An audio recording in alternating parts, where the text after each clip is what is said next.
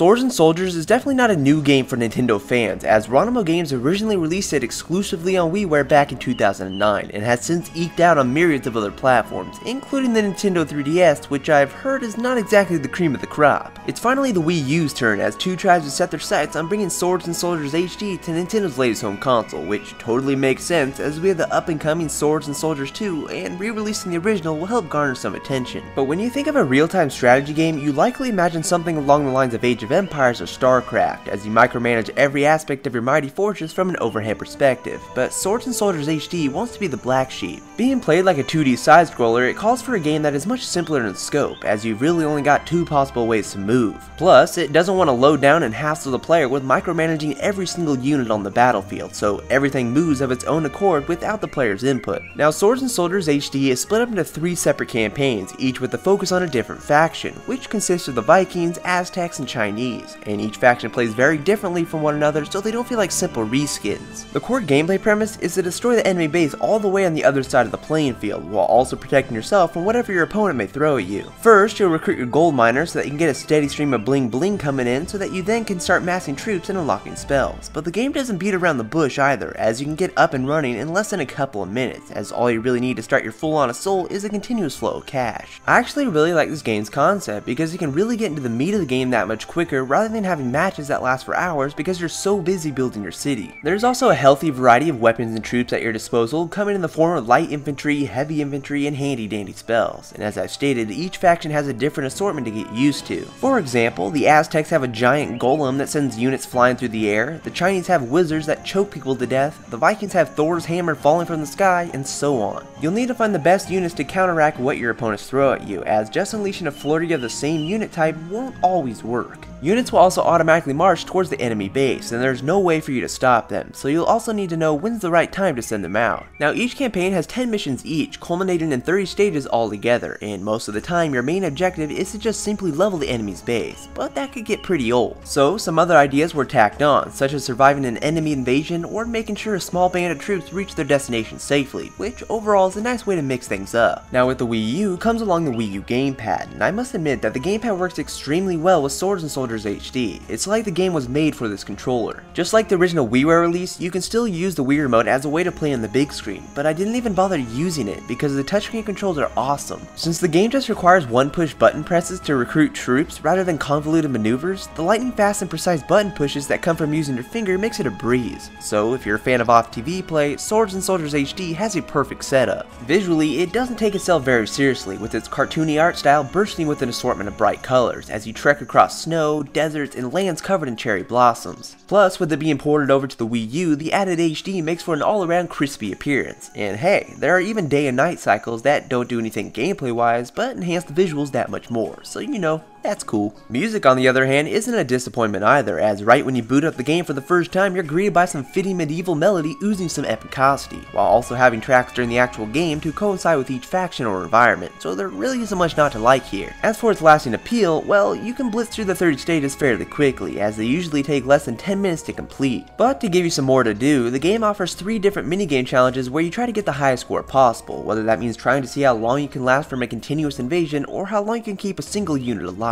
But the lack of online leaderboards lessens their appeal. And to add some more substance to the campaigns themselves, there are a number of achievements you can try to clear and challenge yourself with, and if you have a friend nearby, you can play local multiplayer matches against each other, with one playing on the gamepad screen and the other on the TV. But when it comes to RTS titles, the highlight is no doubt the online multiplayer, but Swords and Soldiers HD lacked any kind of online capabilities. It would seem online multiplayer would work really well with this title, and believe it or not, it has been added to another version of the game, so it is a slight bummer that Wii U owners are getting the shaft.